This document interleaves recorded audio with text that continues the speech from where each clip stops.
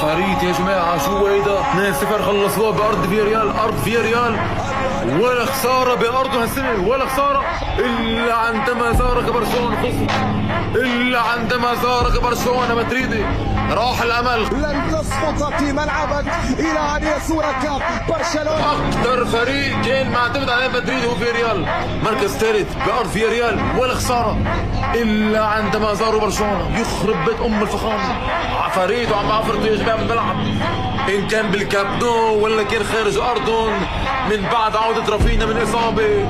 شوف منا لمين، شوف منا يامال اسيست، ما حدا عارف يشوط، اعطي الجوهره